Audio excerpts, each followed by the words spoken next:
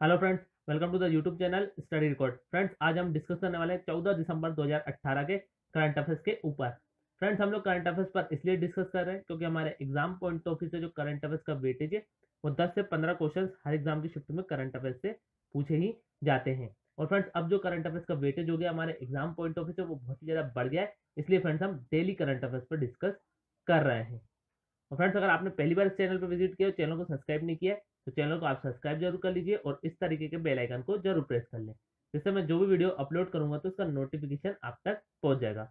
और फ्रेंड्स, मैंने डिस्क्रिप्शन में टेलीग्राम ग्रुप की लिंक दे दी है, आप टेलीग्राम ग्रुप पर ज्वाइन हो जाइए, वहां पर आपको सारी पीडीएफ अवेलेबल मिल जाएगी।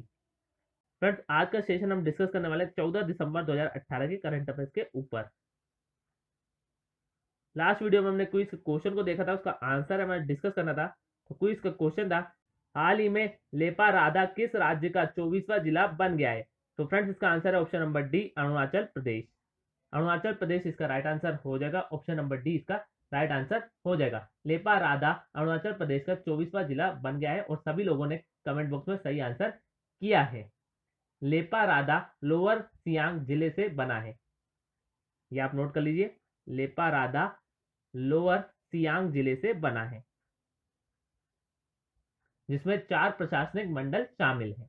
और शो योमी अरुणाचल प्रदेश का 23वां जिला बना था, ये हम डिस्कस कर चुके हैं। ठीक है फ्रेंड्स, और 29 अगस्त 2018 को राज्य विधानसभा ने 3 नए जिलों पक्के केसांग, लेपा राधा और शी योमी के निर्माण के लिए एक बिल पारित किया था। ठीक है फ्रेंड्स, अब इसका आंसर अरुणाचल प्रदेश है। तो अरुणाचल प्रदेश से जो रिसेंटली करंट अफेयर है हम एक बार देख लेते हैं। रेली चैंपियनशिप का तीसरा राउंड अरुणाचल प्रदेश में आयोजित किया जाएगा। फ्रेंड्स, ये हमने डिस्कस किया था। नेक्स्ट है शी योमी अरुणाचल प्रदेश का 23वां जिला बन गया है, तो ये भी हमने हाल ही में डिस्कस किया है। नेक्स्ट है लेपा राधा अरुणाचल प्रदेश का 24वां जिला बन गया है। तो फ्रेंड्स, मैंने इसको अपडेट कर दिया है। अगर आप ये वीडियो देख रहे हैं तो मेरी आप सबसे रिक्वेस्ट है फ्रेंड्स, एक लाइक जरूर कर दें, जिससे मुझे मोटिवेशन मिलता है और मैं डेली करंट अफेयर्स को अपडेट करता जा रहा हूँ। जो रिसेंटली है तो आपको सारे पॉइंट्स यहीं रिवाइज हो जाएंगे। अब फ्रेंड्स, हम अरुणाचल प्रदेश के इंपॉर्टेंट पॉइंट देख लेते हैं। अरुणाचल प्रदेश की जो कैपिटल है वो है ईटानगर। अरुणाचल प्रदेश के जो सीएम है वो है पेमा खांडू और अरुणाचल प्रदेश के जो गवर्नर है वो है बीडी मिश्रा। तो इतने पॉइंट आपको अरुणाचल प्रदेश से याद रखने। चलिए फ्रेंड्स, हम स्टार्ट करते हैं हमारा आज का सेशन। नेक्स्ट पॉइंट है, हाल ही में कहाँ दिनचर्या और ऋतुचर्या पर एक राष्ट्रीय सम्मेलन आयुषाचार्य आयोजित किया गया? तो फ्रेंड्स, इसका आंसर है ऑप्शन नंबर बी, नई दिल्ली। नई दिल्ली इसका राइट आंसर हो जाएगा। ऑप्शन नंबर बी इसका राइट आंसर हो जाएगा। अखिल भारतीय आयुर्वेद संस्थान नई दिल्ली ने दिनचर्या और ऋतुचर्या पर एक राष्ट्रीय सम्मेलन आयुषाचार्य आयोजित किया। ठीक है फ्रेंड्स, और इसका उद्देश्य जन स्वास्थ्य प्रोत्साहन था, ये आप नोट कर लीजिए। इसका उद्देश्य जन स्वास्थ्य प्रोत्साहन था। और आयुष राज्य मंत्री श्री श्रीपद यसो नाइक ने दिनचर्या पुस्तिका और आयुषाचार्य कैलेंडर 2019 जारी किया। तो ये आप नोट कर लीजिए, आयुष राज्य मंत्री श्रीपद यसो नाइक, श्रीपद यसो नाइक ने दिनचर्या पुस्तिका और आयुषाचार्य कैलेंडर 2019 जारी किया। तो एक बार और मैं बता देता हूँ, अखिल भारतीय आयुर्वेद संस्थान नई दिल्ली ने दिनचर्या और ऋतुचर्या पर एक राष्ट्रीय सम्मेलन आयुषाचार्य आयोजित किया और इसका उद्देश्य जन स्वास्थ्य प्रोत्साहन था। और आयुष राज्य मंत्री श्रीपद यसो नाइक ने दिनचर्या पुस्तिका और आयुषाचार्य कैलेंडर 2019 जारी किया है। अब फ्रेंड्स, इसका आंसर नई दिल्ली है। तो नई दिल्ली से रिलेटेड जो रिसेंटली करंट अफेयर है हम एक बार देख लेते हैं। पुलिस अनुसंधान और विकास ब्यूरो ने जांच एजेंसियों के प्रमुखों के दूसरे राष्ट्रीय सम्मेलन का आयोजन नई दिल्ली में किया। तो ये भी आपको याद रखना है। नेक्स्ट है, नई दिल्ली में भारत जल प्रभाव शिखर सम्मेलन 2018 आयोजित किया गया, बहुत ही इंपॉर्टेंट है।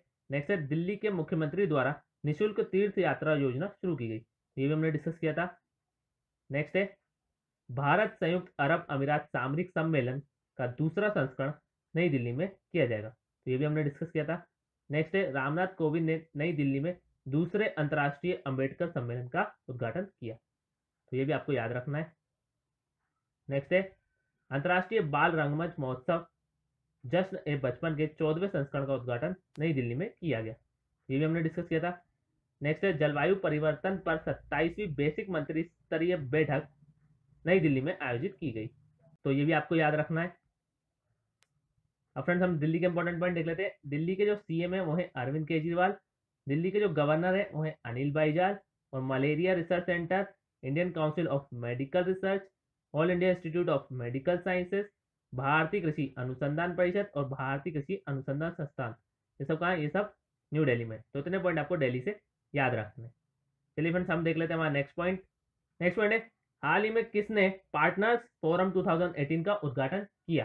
तो फ्रेंड्स इसका आंसर है option number C, Narendra Modi. Narendra Modi इसका राइट आंसर हो जाएगा। ऑप्शन नंबर सी इसका राइट आंसर हो जाएगा। प्रधानमंत्री श्री नरेंद्र मोदी ने दिल्ली में पार्टनर्स फोरम 2018 का उद्घाटन किया। कहाँ किया है? दिल्ली में। तो ये भी आप नोट कर लीजिए। प्रधानमंत्री नरेंद्र मोदी ने दिल्ली में पार्टनर्स फोरम 2018 का उद्घाटन किया। और उन्होंने coffee table book proven parts भी जारी की, जो माता, बाल और किशोर स्वास्थ्य में 36 सर्वोत्तम प्रथाओं का एक सारांश था।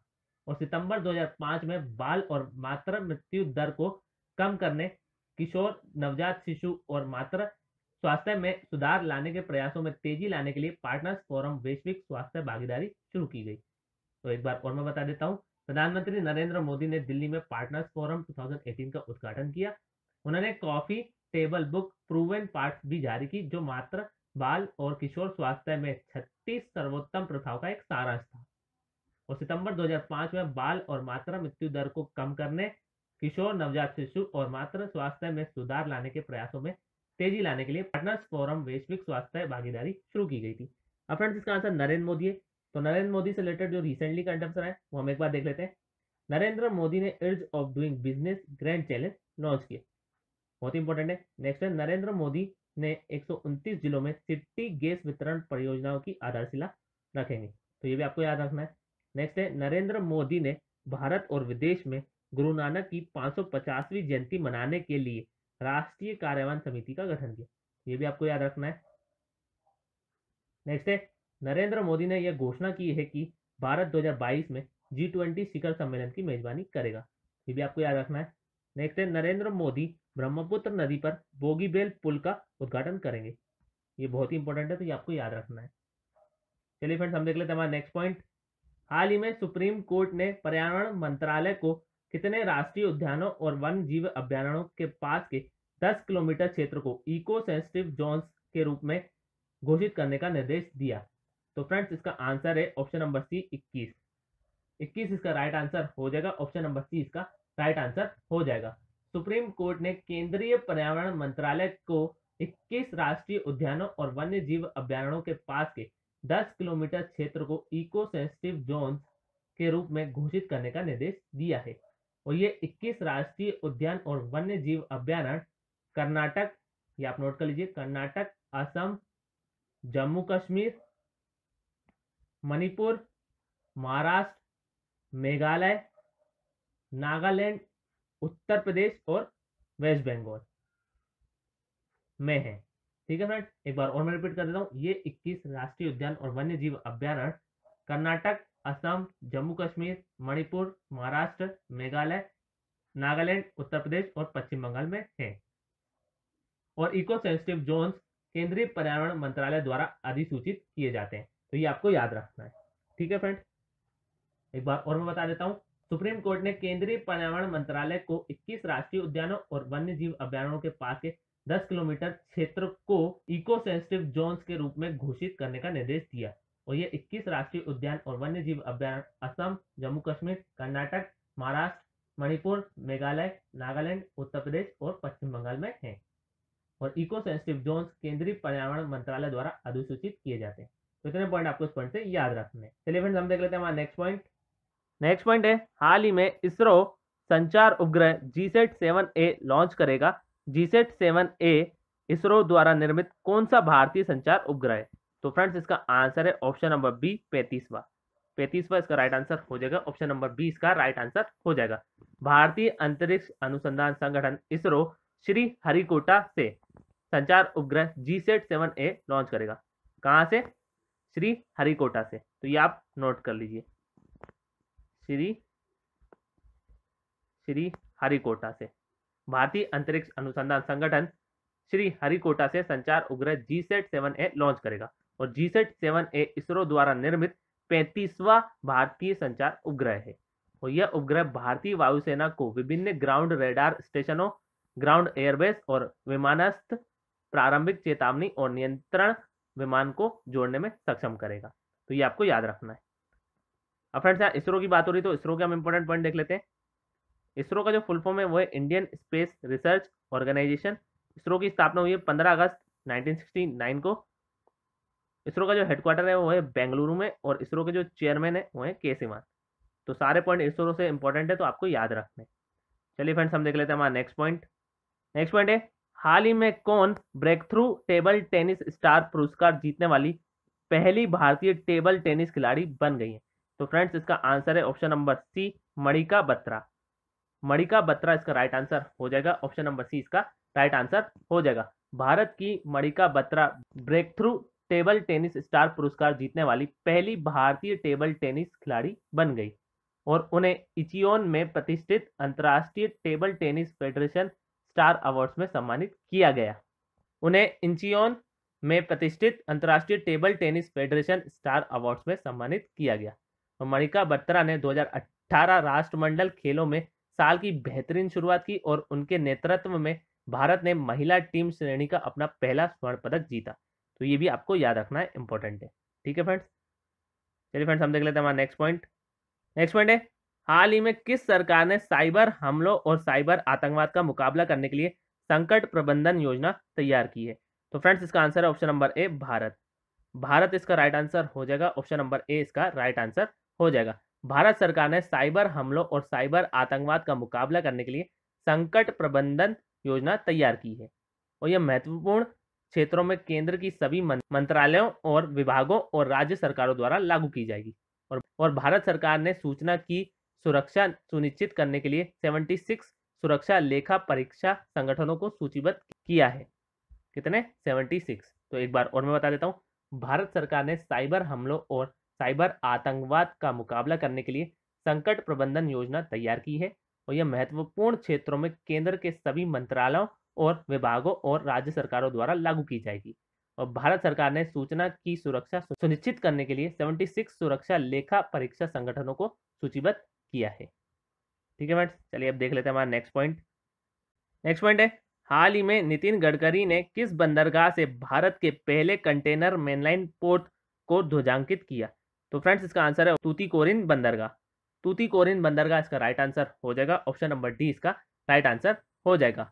नितिन गडकरी ने तूतीकोरिन बंदरगाह से भारत के पहले कंटेनर मेनलाइन पोर्ट को ध्वजांकित किया। इससे एक्जिम व्यापार को लाभ होगा और प्रति कंटेनर पर लगभग 50 अमेरिकी डॉलर। ठीक है फ्रेंड्स, कितने अमेरिकी डॉलर? 50 अमेरिकी डॉलर की बचत होगी क्योंकि कोलंबो में कंटेनर के संचालन की आवश्यकता नहीं होगी और यह सेवा आयातकों और निर्यातकों को पोतांतरण लागत और पारगमन समय बचाने के मामले में लाभ प्रदान करेगी। एक बार और मैं बता देता हूं, नितिन गडकरी ने तूतीकोरिन बंदरगाह से भारत के पहले कंटेनर मेनलाइन पोर्ट को ध्वजांकित किया।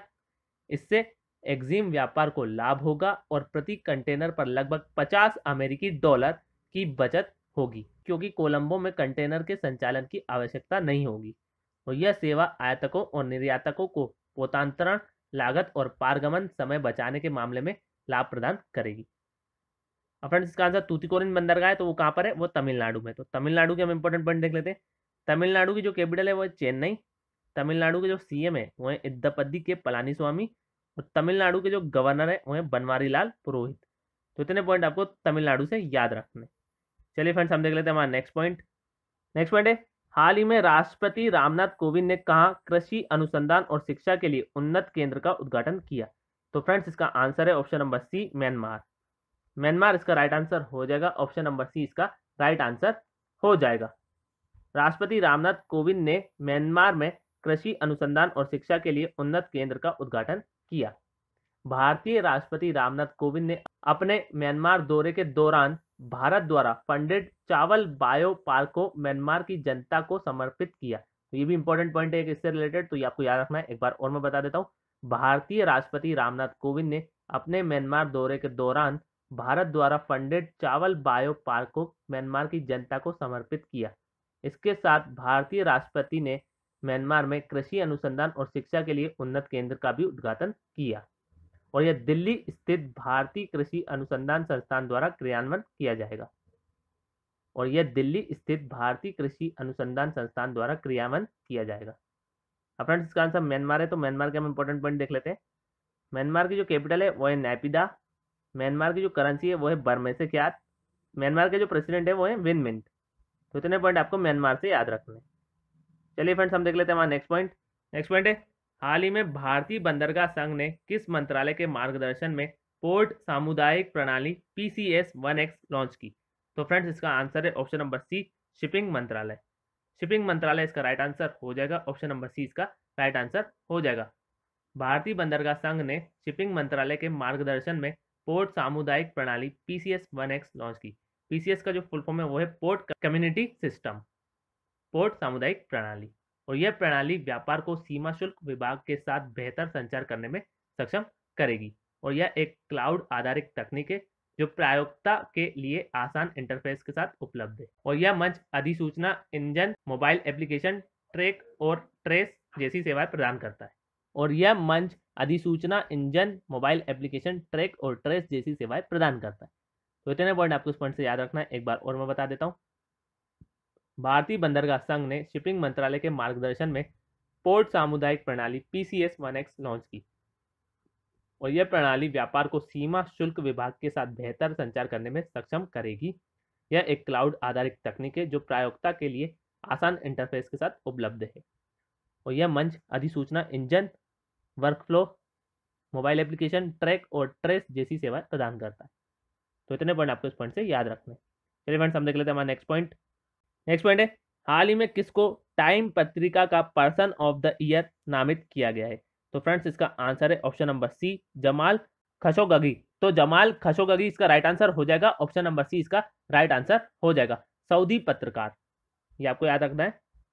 सऊदी पत्रकार जमाल खशोगी को टाइम पत्रिका का पर्सन ऑफ द ईयर नामित किया गया है। तो यह पहली बार है कि पर्सन ऑफ द ईयर एक मृत व्यक्ति है।